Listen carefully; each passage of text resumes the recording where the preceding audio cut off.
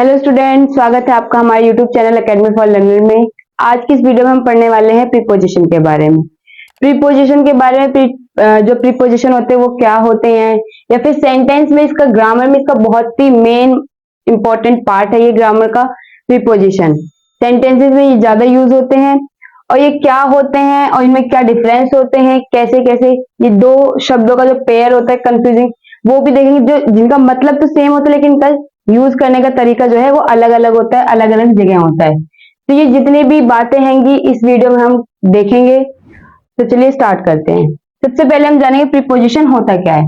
Preposition यानी कि संबंध सूचक अव्यय, इसे हम हिंदी में बोलते हैं। अब देखिए, प्रीपोजिशन वह शब्द या शब्द समूह है, यानी कि वो वर्ड है या ग्रुप ऑफ वर्ड है जो किसी नाउन या प्रनाउन के पहले प्रयुक्त, यानी कि किसी नाउन या प्रनाउन से पहले आएगा होकर उसे नाउन या प्रनाउन का संबंध, यानी उस नाउन या प्रनाउन का संबंध अन्य शब्दों के साथ बताते हैं, यानी किसी और वर्ड के साथ बताएगा, वो प्रीपोजिशन होता है। यानी कि प्रीपोजिशन का मतलब है कि जो नाउन या प्रनाउन से पहले तो आएगा और उसका संबंध किसी और के वर्ड से बताएगा। जैसे कि मैं कहूं आई गो टू स्कूल बाय बस, यानी कि मैं विद्यालय बस से जाता हूं। अब देखिए, मैं यानी कि यहाँ पे प्रनाउन है, आई गो टू स्कूल मैं विद्यालय जाता हूँ, बाय बस किससे जाता हूँ, बस के द्वारा। यानी कि अगर हम यहाँ पे बाय ना लिखे केवल ये लिखते आई गो टू स्कूल बस, मैं विद्यालय जाता हूँ बस, तो ये बस जो है ये हमारा संबंध इसके आई से शुरू से नहीं मैच करता।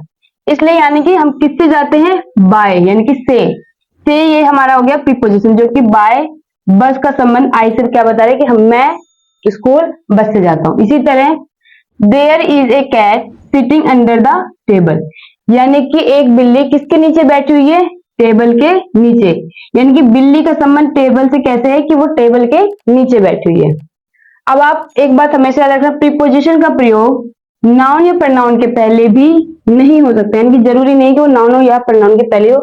अदरवाइज ऐसे भी यूज हो सकते हैं, जैसे कि who was to talking to, यानी कि किससे बात कर रहा था, यानी कि यहाँ पे टू, अब यहाँ पे नाउन या प्रोनाउन से पहले नहीं लगा है।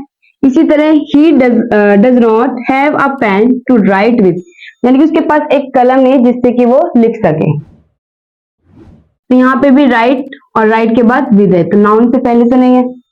अब देखिए, कुछ हम कंफ्यूजिंग पेयर ऑफ प्रीपोजिशन के बारे में, जो दिखने में तो मतलब अलग है लेकिन इनका मीनिंग एक जैसा होता है, पर इनका यूज जो है वो बिल्कुल ही अलग होता है।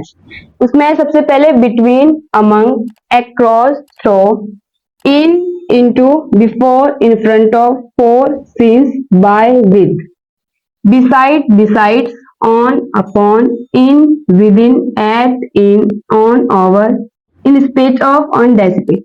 ये कुछ कंफ्यूजिंग पेयर वाले प्रीपोजिशन होते हैं जिनके यूज में हमें बहुत ज्यादा ही कंफ्यूजन होती है। अब हम इन्हें वन बाय वन समझेंगे।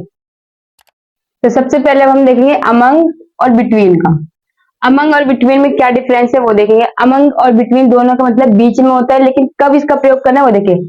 अमंग का प्रयोग हमेशा दो से अधिक संदर्भ में होता है, यानी कि दो से अधिक लोगों के बीच में इसका प्रयोग होगा। जैसे कि the teacher distributed sweets among them, यानी कि जो अध्यापक है उन्होंने मिठाइयां बांटी उनमें, उनके बीच में, यानी कि सबको उन्होंने मिठाइयां बांटी, तो यानी कि उनमें, तो यानी कि यहाँ पे दो से ज्यादा लोग हैं। तो जब दो से ज्यादा के बीच में कोई बातें करनी हो, कोई चीज बांटनी हो, तो वहां पर हम अमंग का प्रयोग करते हैं। इसी तरह arms were distributed among the beggars, यानी कि भिखारियों को भी दी गई। अब इसी तरह बिटवीन का अर्थ है दो के बीच में। आपको हमेशा याद रखना, केवल दो के बीच में अगर प्रयोग करना है तो बिटवीन का करना है, अगर दो से अधिक के लिए करना है तो आपको अमंग का प्रयोग करना है। अब दो के लिए जैसे the match will be played between India and Australia, यानी कि जो मैच है वो खेला जाएगा किनके बीच में, इंडिया और ऑस्ट्रेलिया के बीच में, यानी कि दो कंट्रीज के बीच में खेला जाएगा। तो जब दो की बात है तो बिटवीन का प्रयोग करते हैं। अब नेक्स्ट है he stood between his mother and father, यानी कि वो खड़ा है किनके बीच में, अपने माता और पिता के बीच में। तो यहाँ पे भी दो लोगों की बात हो रही है, इसलिए बीच के लिए हमने यहाँ पे बिटवीन का प्रयोग किया है। अब देखिए, बिटवीन के बाद हमेशा ऑब्जेक्टिव केस का प्रयोग होता है, यानी कि आपको सब्जेक्टिव नहीं लिखना है, आपको ऑब्जेक्ट ही लिखना है। जैसे कि there is no enmity between him and me. उसमें और मुझ में, हमारे बीच में, यानी कि उसके बीच में और मेरे बीच में कोई भी अस्तित्व नहीं है। तो यानी कि यहाँ पे हम ही और आई नहीं लिखेंगे, यहाँ पे हम लिखेंगे हिम एंड मी।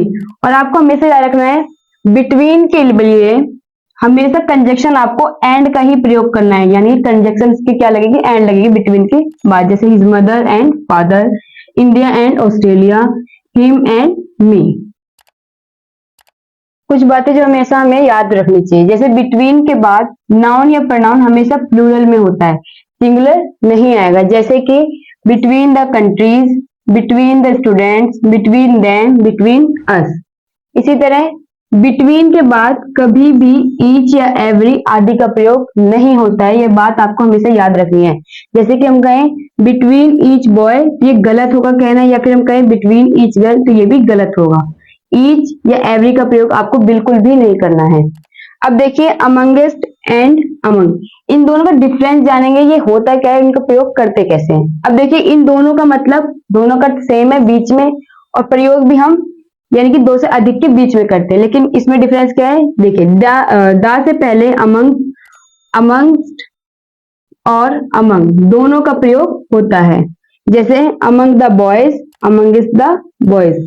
लेकिन डिफरेंस क्या है, अमंग का प्रयोग कॉन्सोनेंट साउंड से शुरू होने वाले शब्दों के पहले होता है, लेकिन अमंगस्ट का प्रयोग जो वोवेल से पहले होते हैं उनके साथ होगा। जैसे अमंग देम, अमंगस्ट अस, यानी कि जो वोवेल से स्टार्ट होता है तो हमें अमंगस्ट का प्रयोग करना है, और जो कॉन्सोनेंट से स्टार्ट होगा तो हमें अमंग का प्रयोग करना है। आशा करती हूँ कि आपको हमारी वीडियो अच्छी लगी होगी। प्लीज हमारे चैनल को लाइक एंड सब्सक्राइब करें और फॉलो करें। Thanks for watching this video. कोई भी सपना साकार करने के लिए सबसे जरूरी है सही कोच का होना। चुनिए अकेडमी फॉर लर्नर को और करें अपने BCMB for 6th to 12th and SSC का सपना साकार। Download the app now.